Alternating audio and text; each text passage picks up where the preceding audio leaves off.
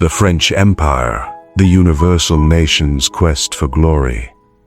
At its zenith in the interwar period of the early 20th century, the French Empire stood as a colossal testament to national ambition. Encompassing nearly 5 million square miles of territory across 5 continents and governing a diverse population of over 100 million people. From the sun-baked sands of North Africa to the lush, rain-soaked jungles of Indochina, from the sugar plantations of the Caribbean to the bustling trading posts of the South Pacific, the French tricolor flew over a domain second only to that of Great Britain. This vast empire was not the product of a single era or ideology, but was constructed piecemeal over 4 centuries through a complex interplay of royal ambition, revolutionary fervor, republican prestige, and economic necessity. Its story is a sweeping saga of exploration, commerce, brutal conquest, and ideological contradiction, pockmarked by fierce resistance and culminating in a violent and traumatic dissolution. To understand the French Empire is to grapple with the very identity of modern France. It was driven by a deeply ingrained belief in the mission civilisatrice, the civilizing mission, a paternalistic doctrine that France had a duty to spread its superior culture, language, and values to the backward peoples of the world. This ideal, often sincerely held, provided a powerful moral justification for conquest and exploitation, creating an enduring tension between the universal principles of liberté, égalité, fraternité, and the realities of colonial subjugation.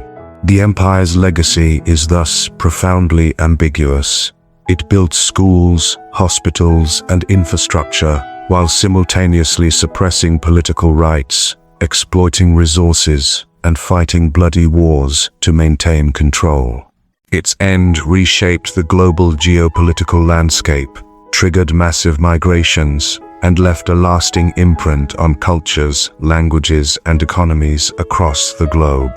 The narrative of the French Empire is one of grandeur and tragedy, of assimilation and rebellion, a saga whose consequences continue to resonate powerfully in international relations and within the very fabric of French society today. The First French Colonial Empire, Foundations and Rivalries, 16th and 18th centuries.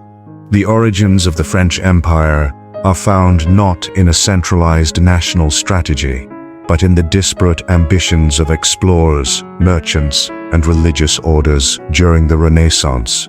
While Spain and Portugal were dividing the riches of the New World under the Treaty of Tordesillas, France was convulsed by internal religious wars between Catholics and Protestants, Huguenots.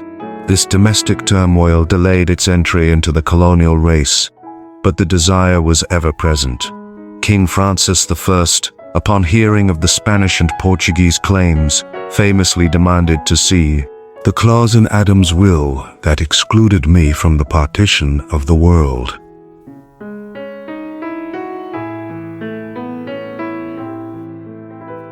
This challenge was not merely rhetorical.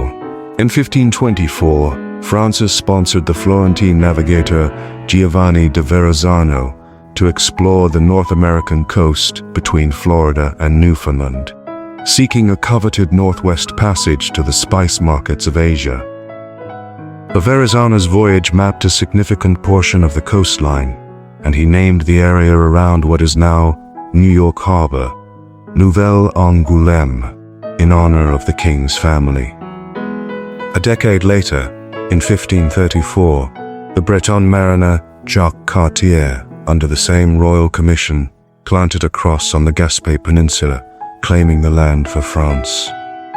His subsequent voyages up the mighty St. Lawrence River brought him to the Iroquoian villages of Stadacona, Quebec City, and Hochelaga, Montreal. It was here he first heard the word Canada, an Iroquoian term for village or schism. Settlement. which he eventually used to refer to the entire region, thus naming Canada.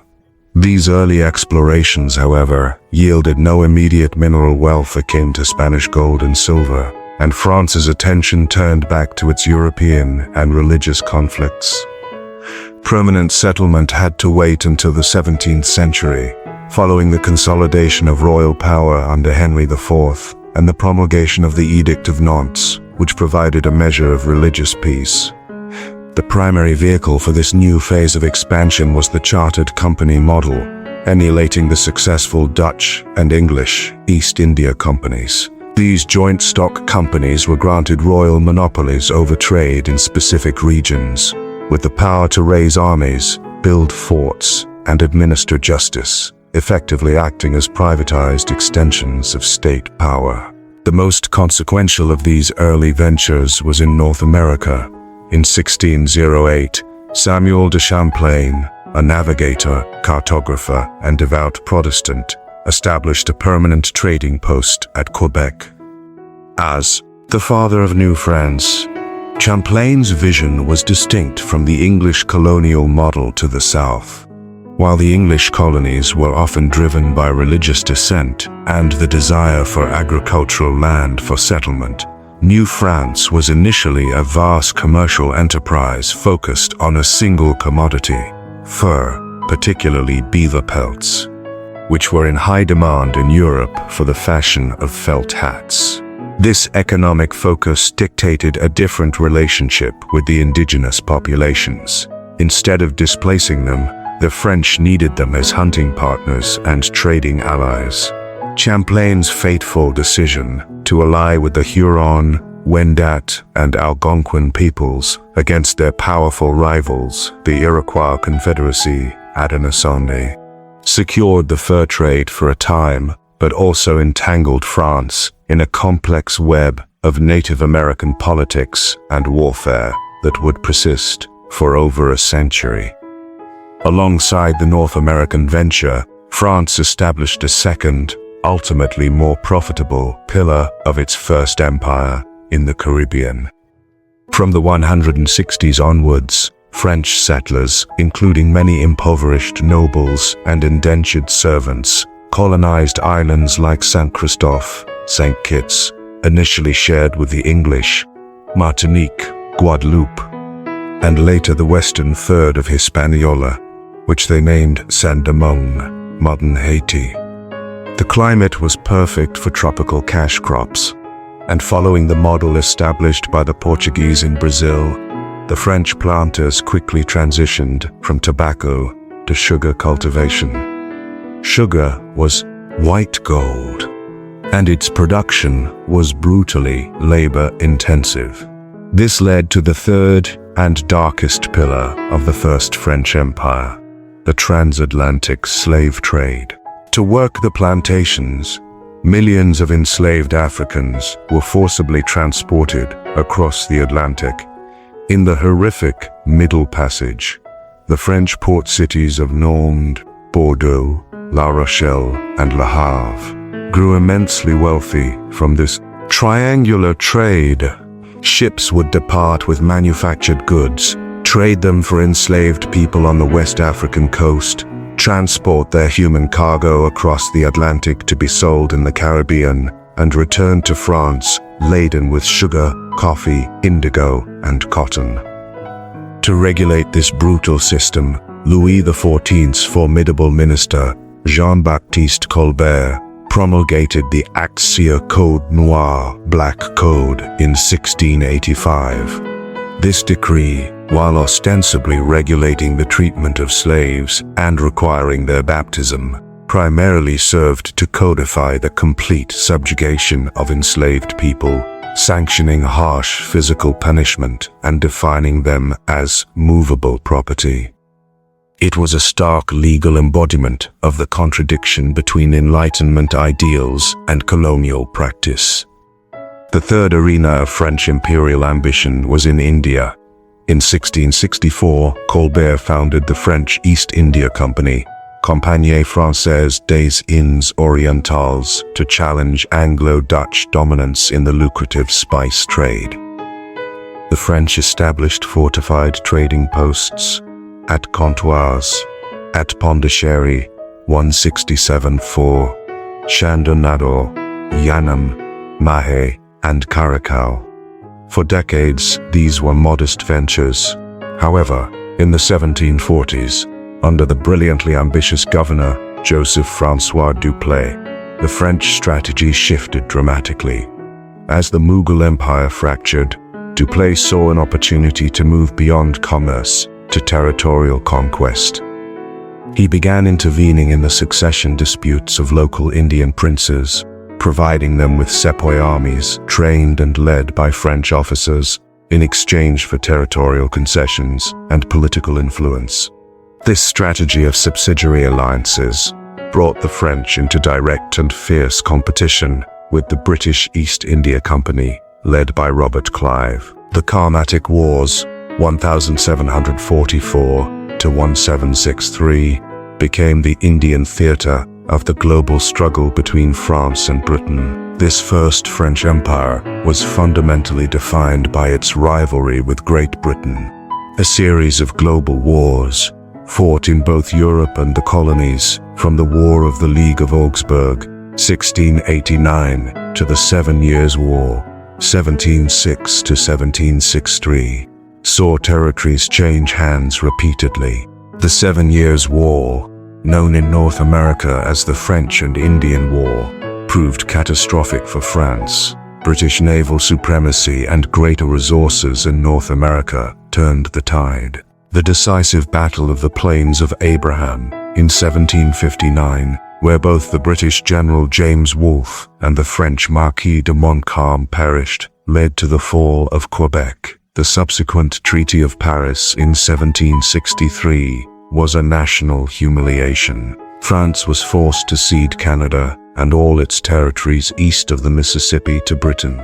In a shrewd strategic move, it surrendered its vast but less profitable North American claims to retain its valuable sugar islands in the Caribbean, particularly Martinique and Guadeloupe.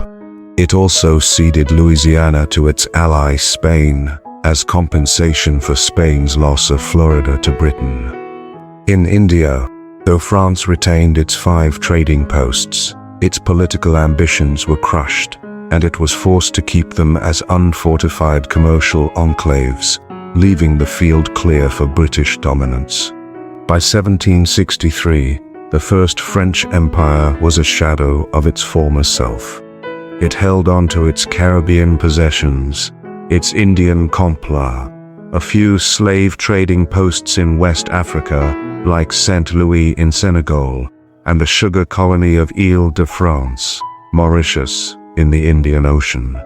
The loss demoralized the French public, contributed to a severe financial crisis, and fueled resentment against the monarchy, becoming one of the catalysts for the French Revolution. The First Empire had been built on mercantilist principles. Colonies existed solely for the economic benefit of the mother country, and was largely lost in a struggle for European hegemony. The stage was set for a new, revolutionary, and far more ideologically complex chapter in French imperialism. The Revolutionary and Napoleonic Wars, exporting an empire of liberty, 1778-9 to 1815. The French Revolution of 1789 and the subsequent rise of Napoleon Bonaparte did not mark the end of French colonial ambition. Rather, they transformed its ideology and scope, creating a profound and enduring contradiction. The Revolution, with its universalist Declaration of the Rights of Man and of the Citizen, proclaimed liberty and equality as natural rights for all men. This radical new ideology created an insoluble problem for the colonial project.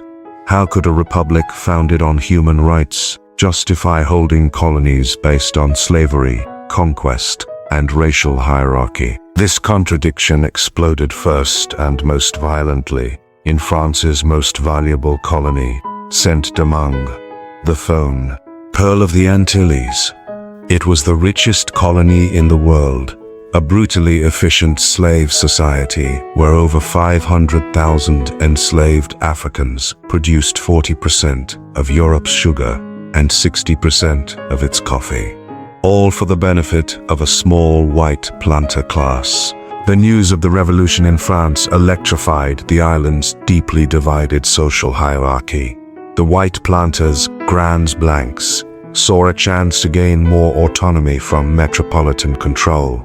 The free people of color, gens de couleur libres, many of them wealthy, educated, and slave owners themselves, demanded the equal rights promised by the revolution. And the enslaved majority, inspired by the talk of freedom and natural rights, saw their chance for liberation. In August 1791, a massive, well-organized slave rebellion erupted in the northern plain of Saint-Domingue.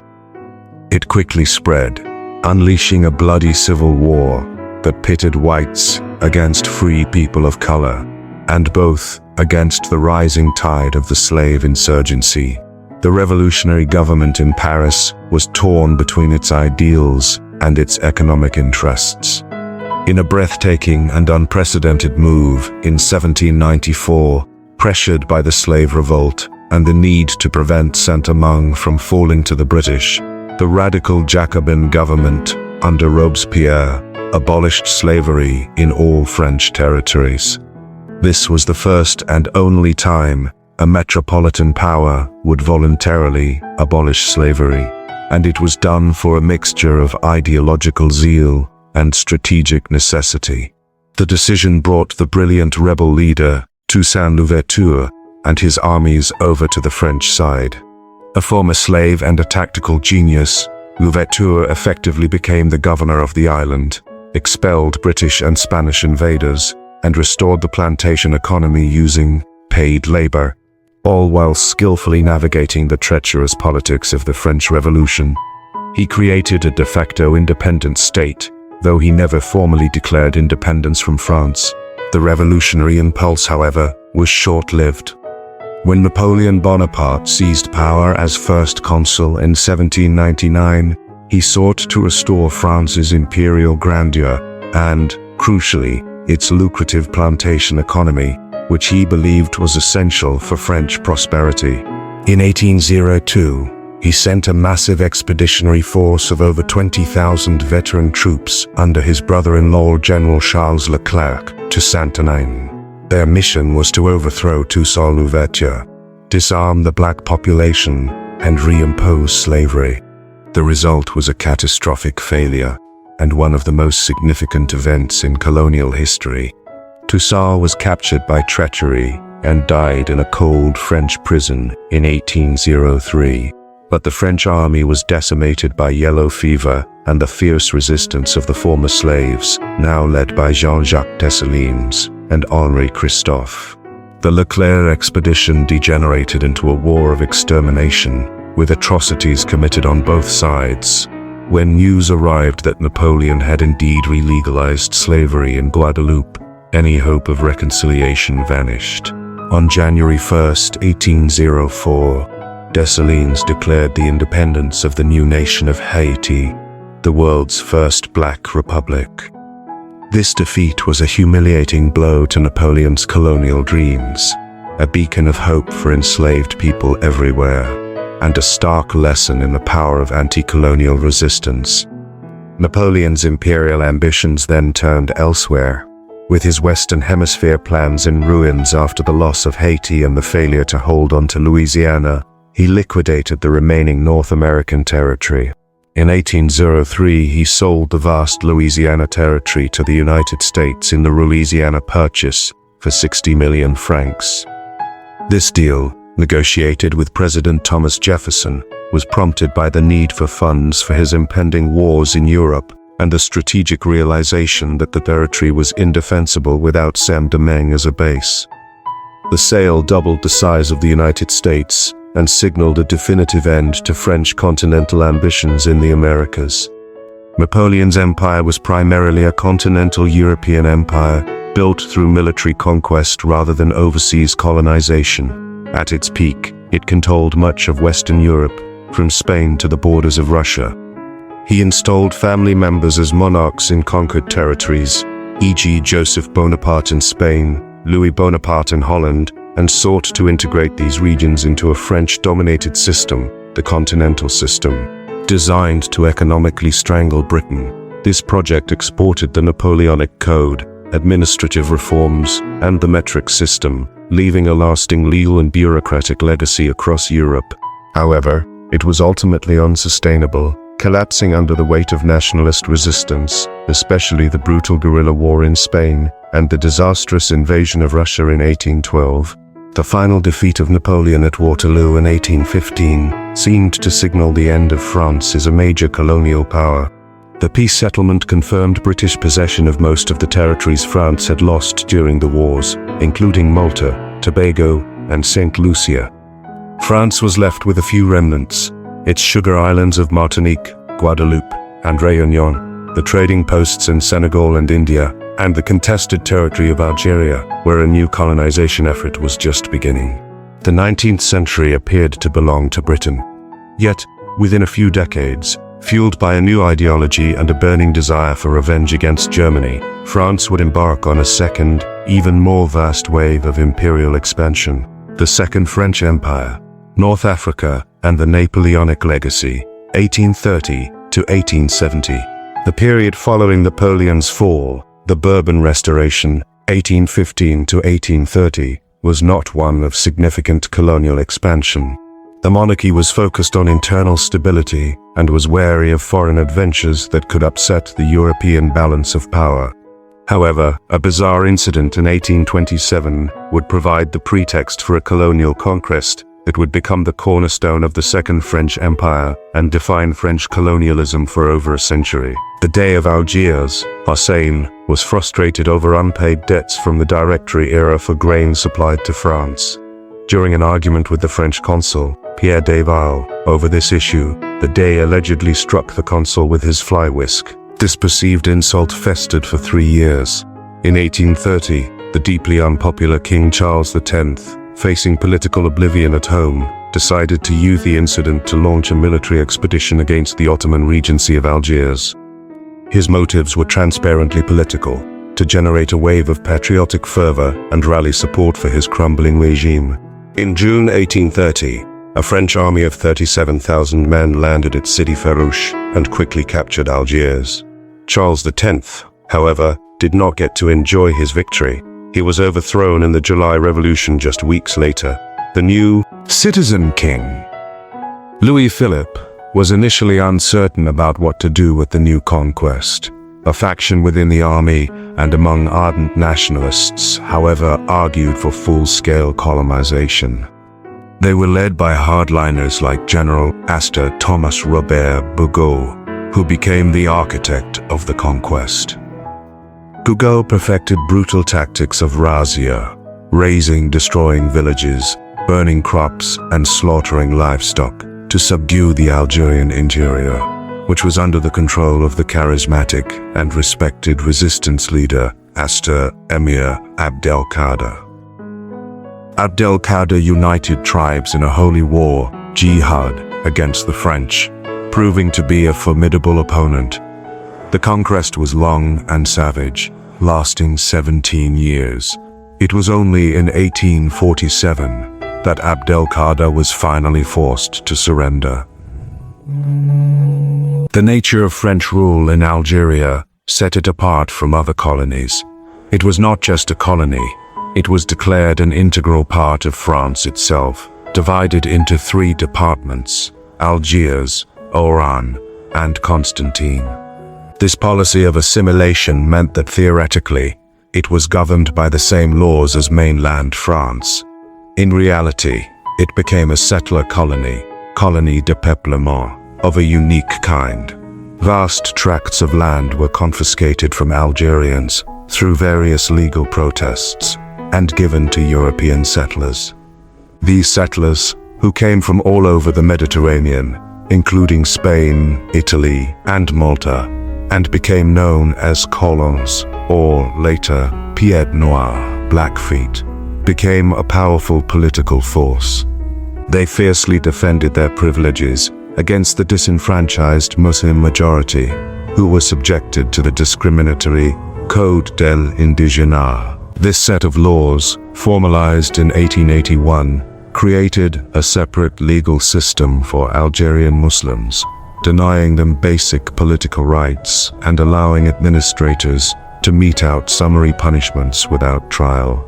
Algeria became a society rigidly divided between a privileged European minority and a subjugated Muslim majority.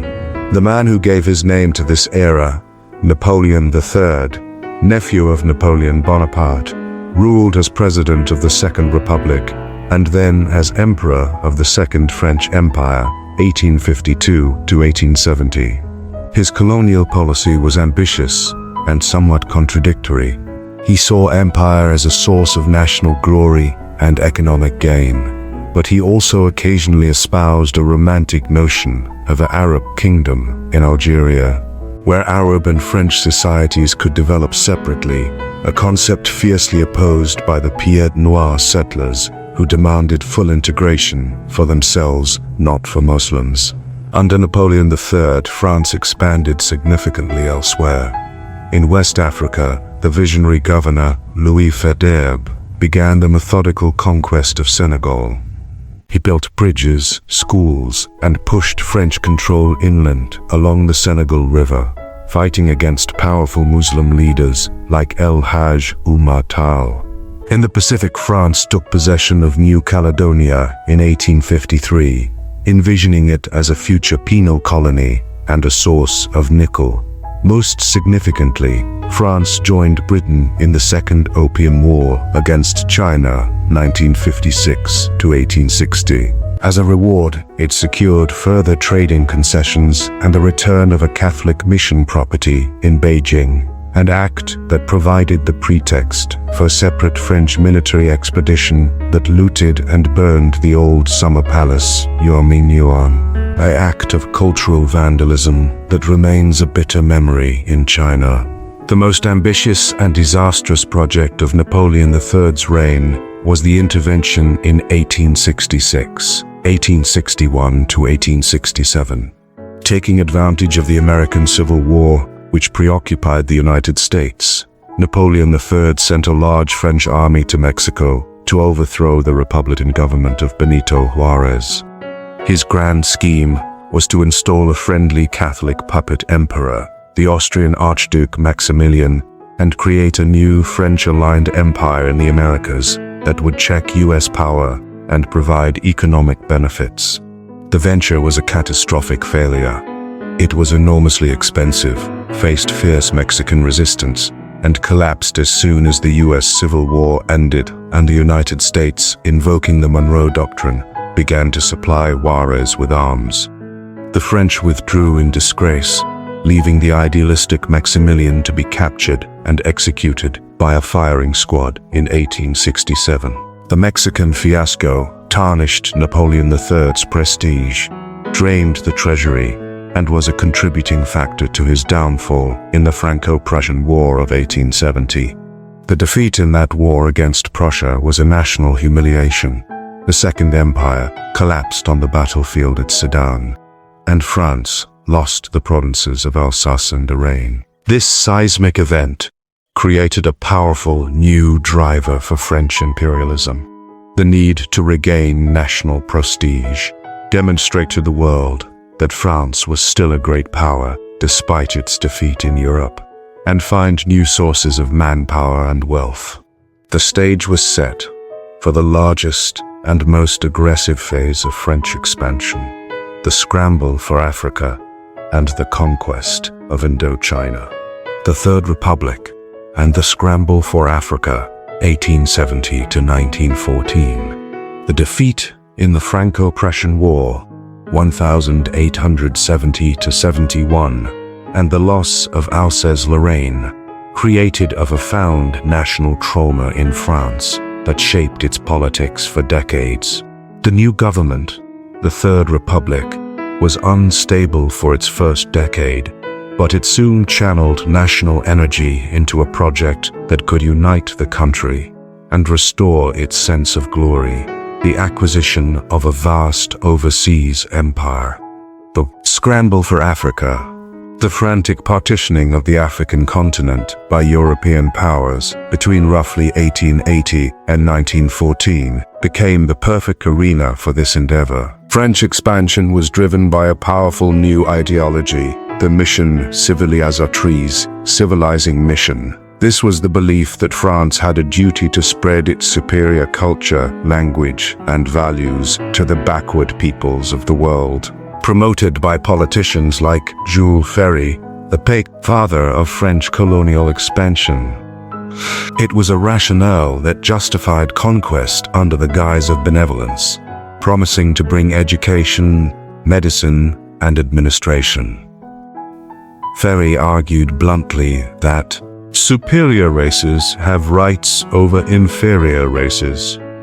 Alongside this ideological drive were more pragmatic motives: economic gain for raw materials and new markets, strategic advantage, global naval bases, and the burning desire to catch up with and surpass its perennial rival, Britain. French expansion in Africa proceeded from two established hubs. From its base in Age, Senegal, the French pushed eastward along the Niger River and into the Sudanic region. Officers like Colonel Joseph Gallieni and Captain Louis Archinard led military campaigns against powerful West African states, such as the Tukulor Empire and the Mandinka Empire led by the formidable Samori Touré, one of Africa's greatest resistance leaders who fought the French for nearly 2 decades. This push east was driven by a grand, almost romantic vision: the creation of a continuous French territory from the Atlantic coast to the Red Sea. From its foothold in Algeria, the French pushed south into the Sahara and beyond. This brought them into conflict with the Tuareg nomads and eventually into the Sahel region. What do you think has had in the rest?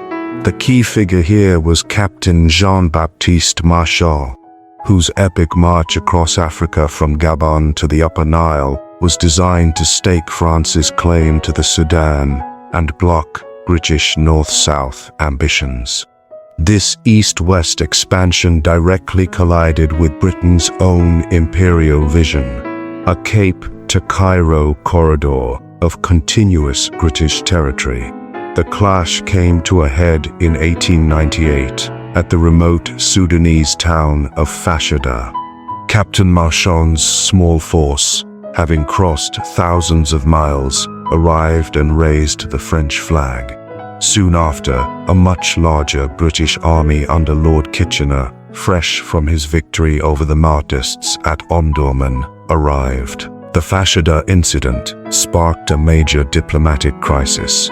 War between France and Britain seemed possible. However, France, militarily unprepared and diplomatically isolated, ultimately backed down. The humiliation was acute, but it also paved the way for a dramatic realignment. Realizing that Germany was a greater threat to both powers, France and Britain signed the Accord Cordial in 1974, in which France finally recognized British supremacy in Egypt in exchange for a free hand in Morocco.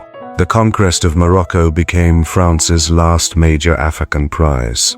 Through a combination of diplomatic pressure, gunboat diplomacy, like the landing in Casablanca in 1977, and military pacification campaigns led by Marshal Hubert Lyautey, France established a protectorate over most of the country in 1912. Lyautey's philosophy of peaceful penetration and respect for local institutions was a more subtle form of control than outright annexation, but its goal was still the consolidation of French dominance. By 1914, France possessed the second largest empire in Africa, a vast contiguous block of territory in West and Equatorial Africa, organized into the federations of French West Africa and French Equatorial Africa, along with Madagascar, Djibouti, and the North African possessions of Tunisia, Algeria, and Morocco. The methods of rule varied. Assimilation was officially the goal, but in practice, it was applied to only a tiny elite of evolved ones. More common was association, a policy that claimed to respect native customs and institutions, but kept them under the firm control of French administrators. In reality, all systems were built on economic exploitation, forced labor, and the suppression of dissent. The construction of infrastructure, like the Congo Ocean Railway in equatorial Africa, was achieved at a horrific human cost, with tens of thousands of conscripted laborers dying from disease, malnutrition, and overwork. The French Empire in Africa was not acquired peacefully. It was the result of decades of military campaigns against determined resistance from leaders like Samori Touré, Bayezid of Dahomey, and the Mahdist forces in Sudan. The pacification was often brutal, involving the destruction of villages and the use of summary executions. Yet, by 1914, the map was largely drawn. France had used its empire to regain its status as a global power. When World War I broke out, it would call upon this empire for support, and hundreds of thousands of colonial subjects, the tirailleurs sénégalais, a term for soldiers from all of French West Africa, would be drafted to fight and die in the trenches of Europe for their colonial master. Indochina, the empire in the East, 1858 to 1954. While the scramble for Africa was the most dramatic theater of French expansion, the consolidation of its empire in Southeast Asia, known as Accuracy Indochina, was equally significant. This venture began not with a grand design, but with the efforts of missionaries, merchants, and ambitious naval officers in the mid-19th century. French interest in the region dated back to the 17th century, when Jesuit missionaries like Alexandre de Rhodes arrived in Vietnam, developed a Latin-based script for the Vietnamese language, and made Catholic converts. Persecution of these converts by the conservative Vietnamese emperors provided the pretext for intervention. In 1858, under Napoleon III, a Franco-Spanish force attacked the port of Daman, ostensibly to protect Catholics. The campaign was difficult, plagued by disease, but the French eventually succeeded in capturing the southern third of Vietnam, Cochinchina, by 1867, declaring it a formal colony. The next phase was masterminded by a handful of determined naval officers and explorers, most notably Auguste Garnier and Auguste Pavier. Garnier, in a reckless and unauthorized adventure in 1873, stormed the citadel of Hanoi, hoping to force the opening of the Red River trade route into China. He was killed, but his actions paved the way for further intervention. The official reason was to combat Vietnamese support for Black Flag pirates harassing trade on the Red River.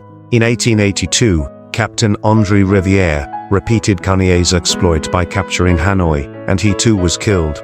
His death provided the perfect casus belli for the French government, which sent a full expeditionary corps. The Sino-French War, 1884 to 1885, ensued, as China, claiming suzerainty over Vietnam, resisted the French takeover. The war was inconclusive on land, but a French naval victory at Fuzhou forced the Chinese to negotiate. The Treaty of Tientsin, 1885, confirmed French protectorate over all of Vietnam. Through diplomacy and gunboat diplomacy, France then extended its control over neighboring Cambodia, already a protectorate since 1863, and Laos, 1993, creating the accurate Union of French Indochina by 1887, later joined by the least Chinese territory of Guangdong. The administration of Indochina was placed under a governor-general. It became a classic example of colonial exploitation. The French developed plantations for rubber, rice, and tea, and mines for coal and zinc. The construction of infrastructure, such as the Yunnan Railway and the port of Haiphong, was impressive but served primarily to extract resources. The plantation economy, particularly the rubber plantations managed by companies like Michelin, relied on a system of forced labor that was often little better than slavery. The famous quote from Ho Chi Minh's indictment of French colonialism captured the reality.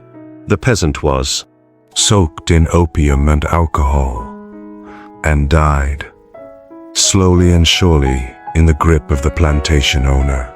Politically, France ruled through a mixture of direct control in Cochinchina and indirect rule through the existing monarchies in Annam, central Vietnam, Tonkin, northern Vietnam, Cambodia, and Laos.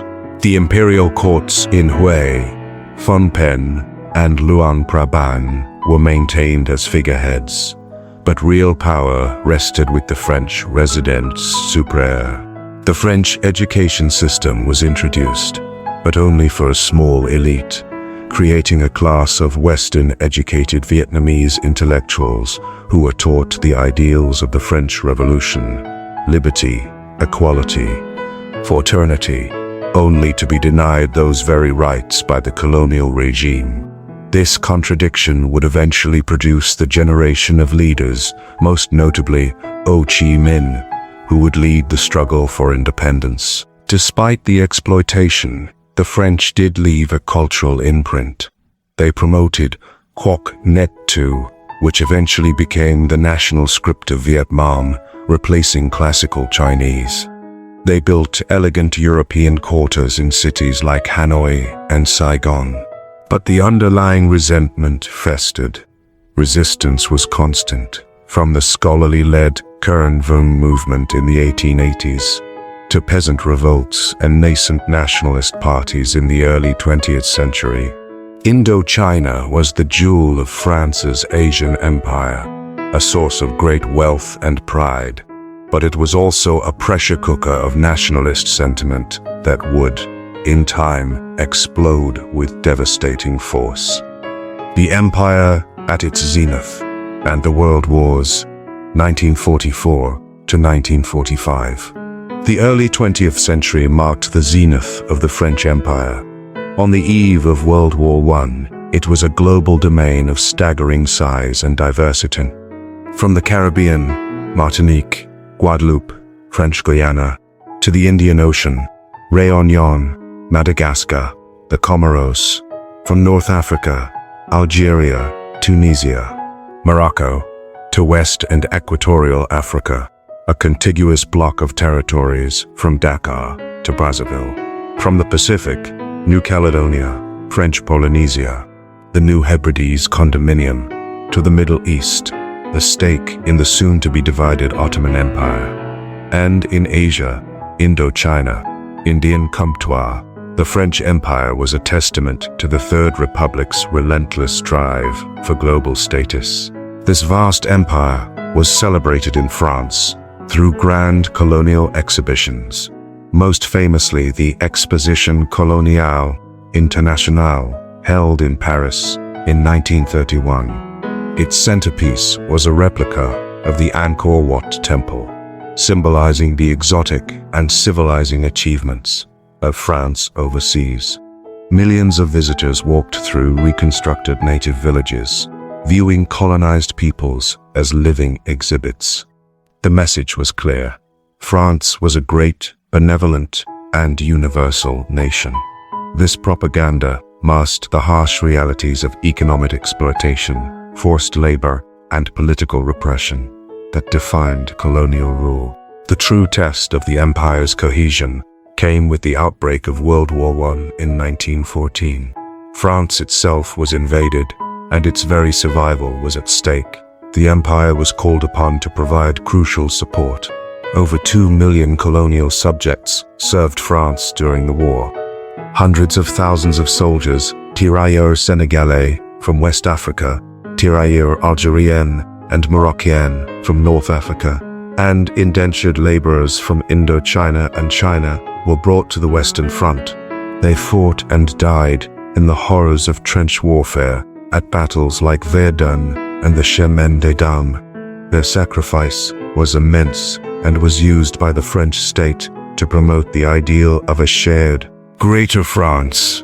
The interwar period saw the empire's economic importance grow. It provided raw materials, oil, rubber, phosphates, timber, and markets for French goods. However, it was also a period of rising resistance and the first cracks in the imperial edifice. The experience of the war had a radicalizing effect on many colonial veterans. They had seen the weakness of the European, they had fought for France, and they now expected rights and reforms in return. These expectations were largely dashed. In Algeria, the Pied Noir minority fiercely resisted any move toward granting Muslims equal rights. In Indochina, nationalist movements, influenced by Wilson's 14 Points and the Bolshevik Revolution, grew stronger. In 1930, the formation of the Vietnamese Communist Party by Ho Chi Minh marked a turning point, merging nationalist aspirations with a potent revolutionary ideology. The World War II was a catastrophe for the French Empire and revealed its fundamental fragility. The shocking defeat of France by Nazi Germany in 1940 and the installation of the collaborationist Vichy regime under Marshal Pétain created a schism. Most of the empire initially remained loyal to Vichy, which meant it was now on the side of the Axis powers. This had immediate consequences.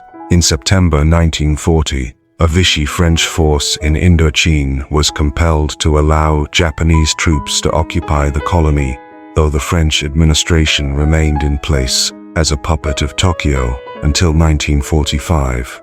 The Free French cause, led from London by General Charles de Gaulle, was initially weak. Its first major victory, and the moment that gave de Gaulle legitimacy, was in Africa. In 1940, the colonies of French Equatorial Africa, Chad, Cameroon, Congo, and Bangui Serai declared for Free France, led by the charismatic black governor, Félix Éboué. This provided de Gaulle with a territorial and symbolic base. The pivotal turning point was the Allied invasion of North Africa in November 1942, Operation Torch. After complex and often bloody fighting between Vichy and Allied forces, e.g. at Casablanca and Oran, the French authorities in North Africa eventually switched sides. The war shattered the myth of French invincibility. The sight of European powers being defeated by Japan in Asia was particularly damaging. In Indochina, the Japanese finally overthrew the French administration in a swift coup in March 1945, imprisoning French officials and soldiers. This created a power vacuum that the Vietnamese independence movement, the Viet Minh, led by Ho Chi Minh, rushed to fill, declaring an independent Democratic Republic of Vietnam in September 1945. When the war ended and France tried to reassert its control over Indochina, it faced a confident, organized, and battle-hardened nationalist resistance. The same dynamic played out across the empire. The Second World War had fundamentally discredited colonialism and unleashed the forces of nationalism that would destroy the French Empire in 2 decades of bloody conflict. Decolonization, the violent unraveling, 1945 to 1962. The end of World War II left France physically and psychologically battered, but desperately clinging to its empire as a symbol of its great power status. The leader of the Free French, Charles de Gaulle, and the governments of the Fourth Republic that followed were determined to restore the French Union, a reformed version of the empire that promised greater autonomy but maintained ultimate French control. This refusal to acknowledge the winds of change led France into a series of brutal and ultimately futile colonial wars that would define the nation apart. The first and most traumatic of these wars was in Indochina, 1946 to 1954. After the Japanese surrender, Ho Chi Minh's Viet Minh controlled much of Vietnam. Hoping to avoid a confrontation, France initially recognized the DRV as a free state within the French Union. But negotiations quickly broke down over the issue of full independence. In November 1946, a dispute over customs control in Haiphong escalated into a French naval bombardment that killed thousands of civilians. This marked the beginning of a full-scale war. The First Indochina War was a classic colonial conflict that evolved into a Cold War proxy war. The French army, equipped by the United States as part of its anti-communist containment policy, fought a conventional war trying to hold cities and fixed positions.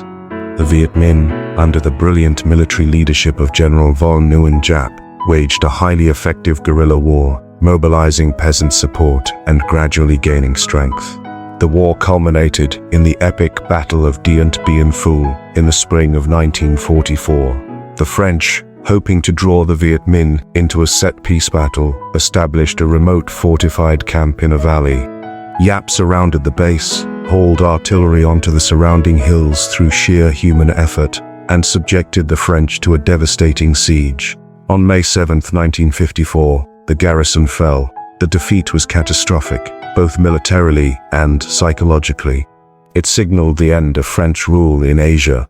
At the Geneva Conference that summer, France was forced to agree to the independence of Cambodia, Laos, and Vietnam, which was temporarily divided at the 17th parallel. Even as the disaster in Indochina unfolded, another, even more devastating conflict was igniting in France's oldest and most important colony, Algeria. The war began on November 1, 1954, when the newly formed Front de Libération Nationale, FLN, launched a series of coordinated attacks across Algeria. For France, Algeria was not a colony, it was legally part of France, home to over 1 million Pieds Noirs settlers. The response was therefore not a colonial war, but an effort to put down a rebellion on national soil. The Algerian War, 1954 to 1962, was unspeakably brutal.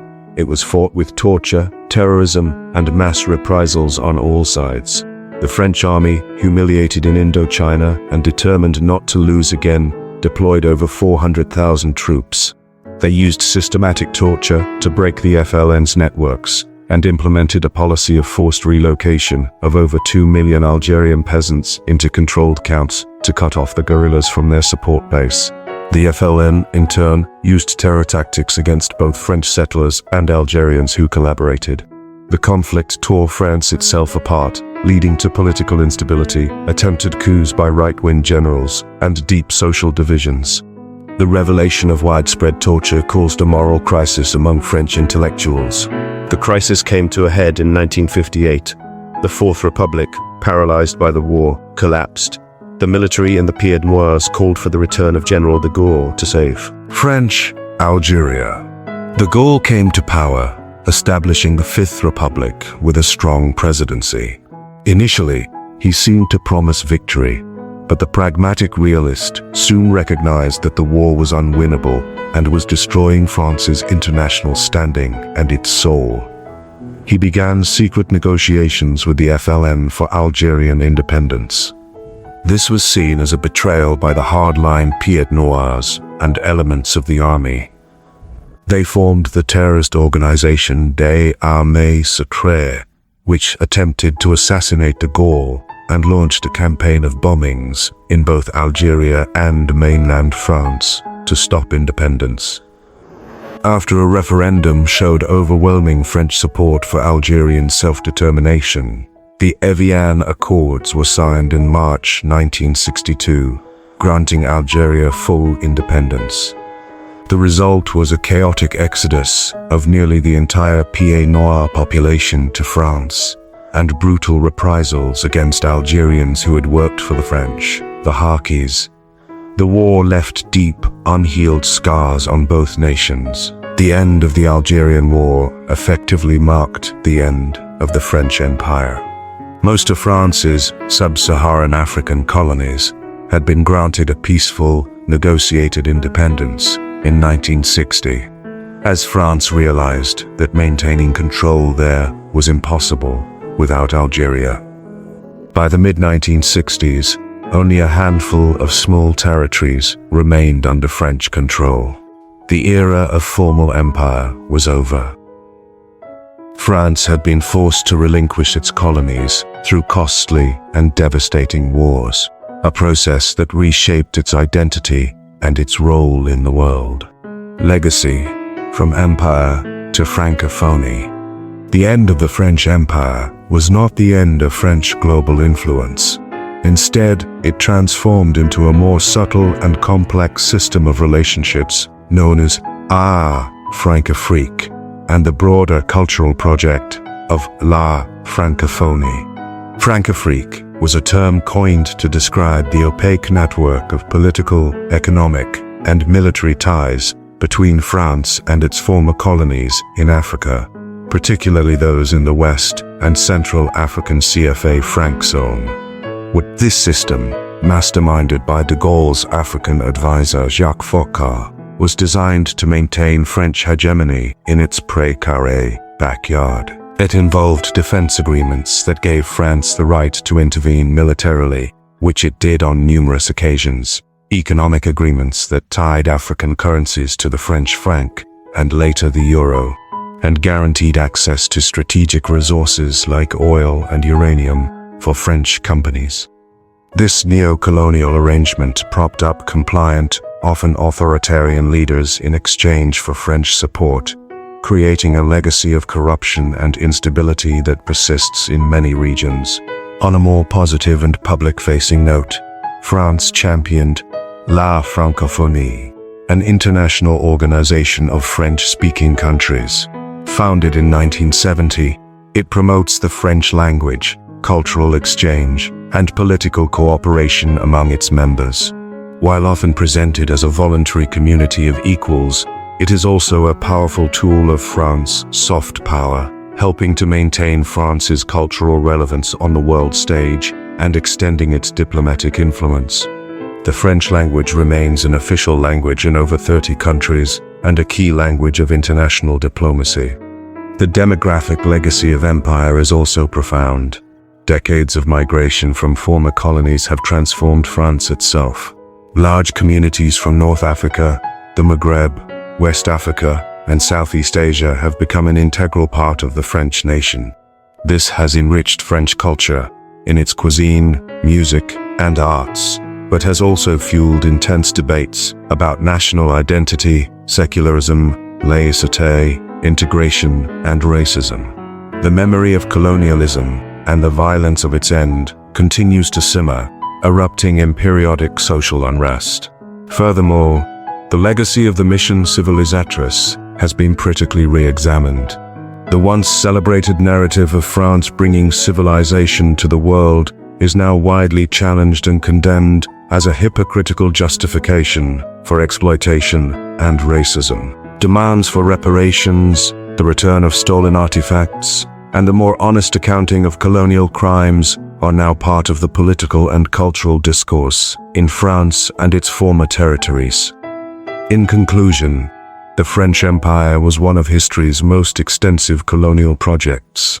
Born from rivalry, built on exploitation, and justified by a universalist ideology, it provided France with wealth, global stature, and a lasting cultural and linguistic footprint.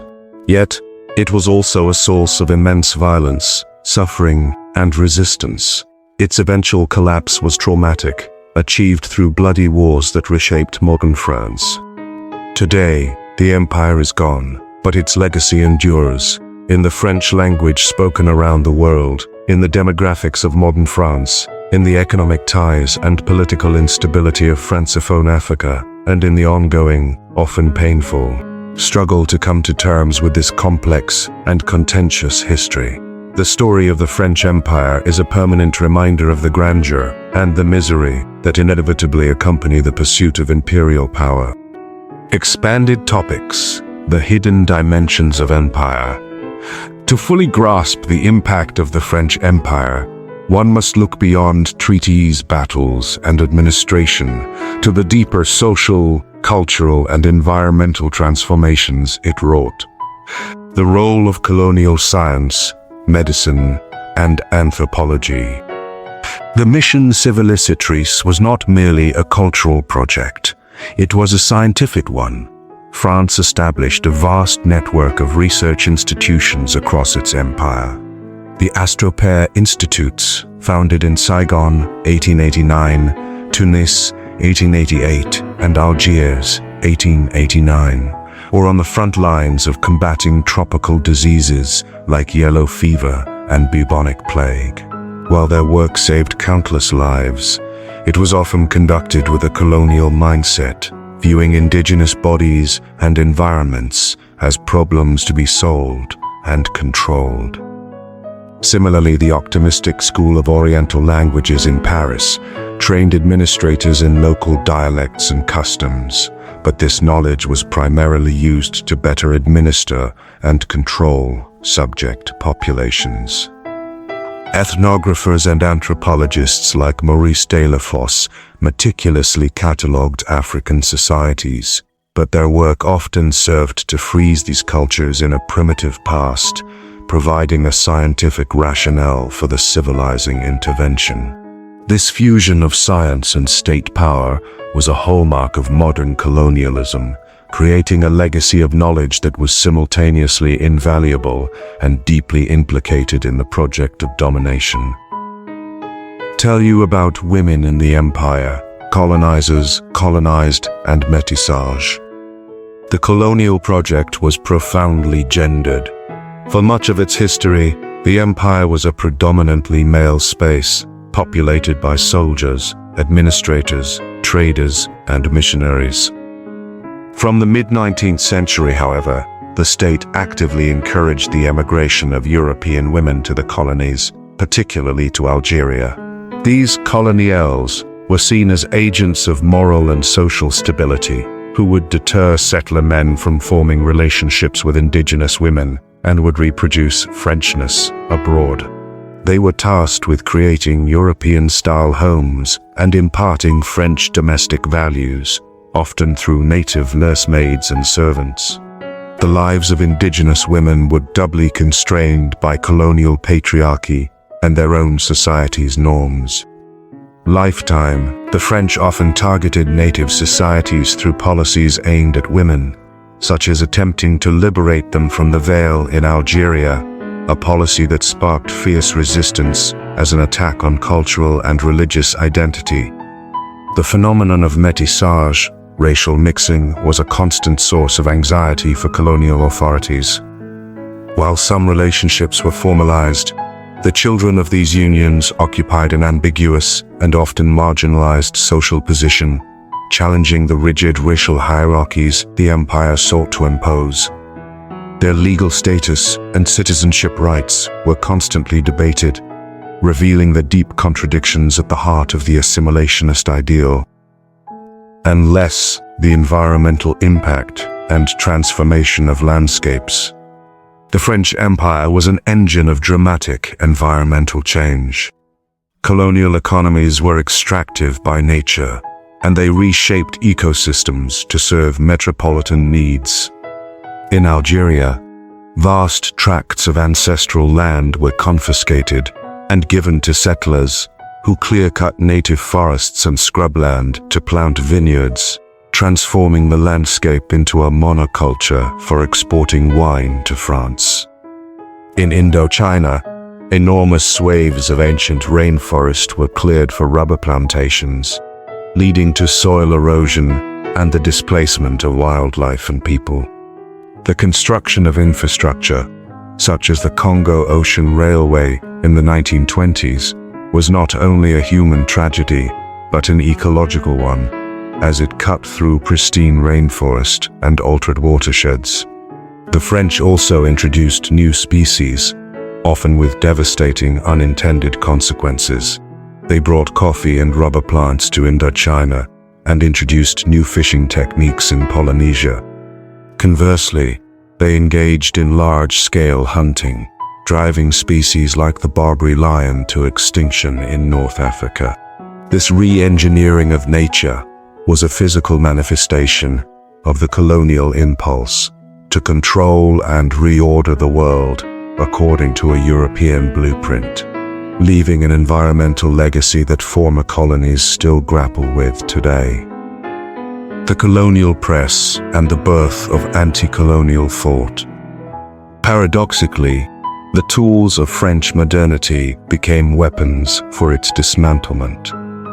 The French education system, though limited to a small elite, produced a class of éveillés who were fluent in the language and ideas of the Enlightenment. They used this knowledge to critique the colonial system that denied them the very rights it promised. A vibrant, often bilingual press emerged in colonial cities. In Hanoi and Saigon, newspapers like La Tribune Indigène debated reform. In Paris, African and Antillean students founded journals that became incubators of anti-colonial thought. The most famous of these was l'Étudiant Noir, the Black Student, founded in 1935 by Léopold Sédar Senghor, later President of Senegal, Aimé Césaire from Martinique, and Léon Gontran Damas from French Guiana.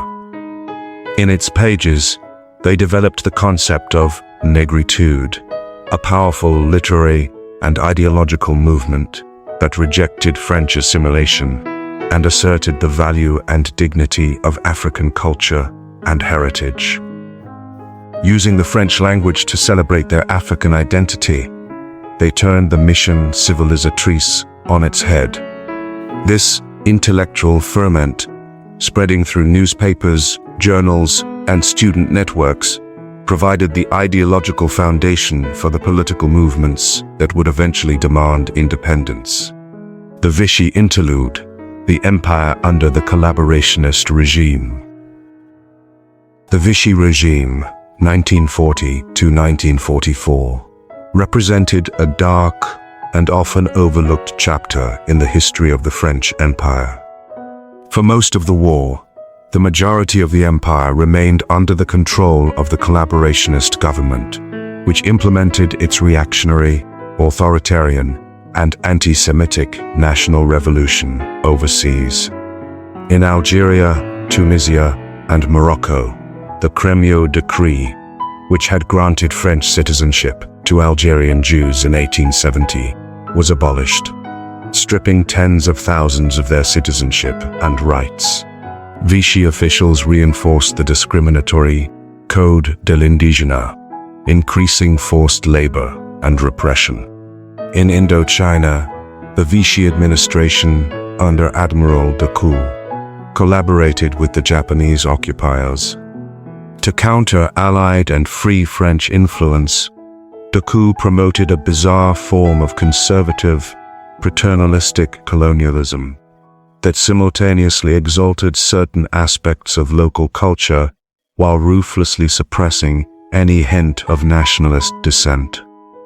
The Vichy Interlude demonstrated that French civilization was not a monolithic force for progress, but could also produce a vicious, racist authoritarianism. This experience severely damaged the moral authority of France in the eyes of its colonial subjects, making the return to the pre-war status quo after 1945 utterly impossible. The economics of exploitation, the corvée, and forced labor. Beyond the dramatic horrors of the slave trade, the French Empire relied on a pervasive system of legalized forced labor that persisted into the 20th century. The Aiguille de Jeannette Code not only denied political rights, but also imposed economic obligations. The most common was the prestation, or corvée, which required all natives to provide 10 to 15 days of unpaid labor per year on public works projects, building roads, railways, bridges, and government buildings. This system was a form of taxation and labor that provided the colonial state with a free workforce for its most ambitious and brutal infrastructure projects.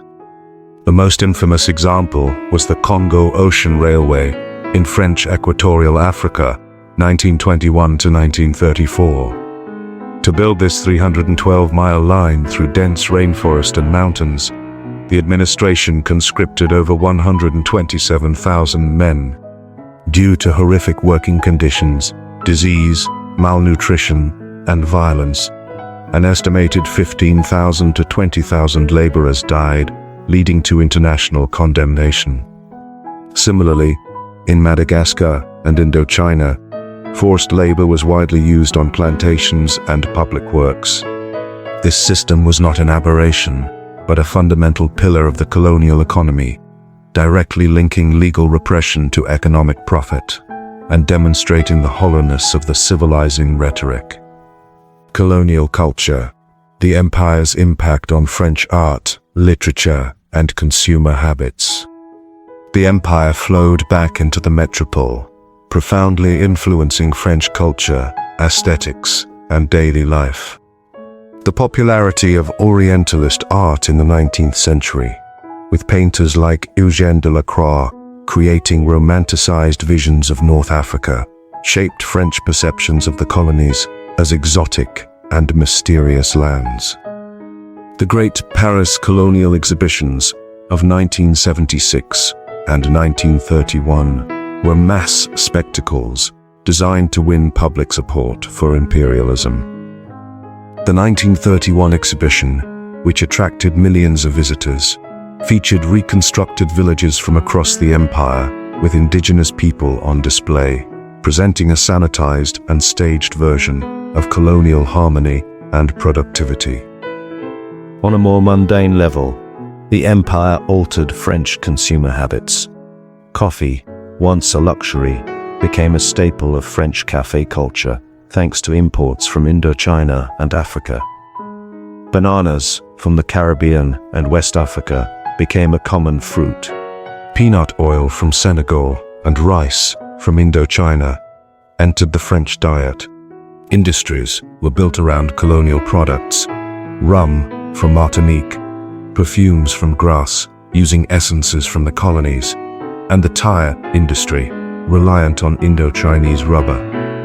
This everyday reliance on the fruits of empire made colonialism tangible for the average French citizen, embedding it in the very fabric of daily life and creating a culture of dependency that would make the idea of decolonization that much more difficult to accept.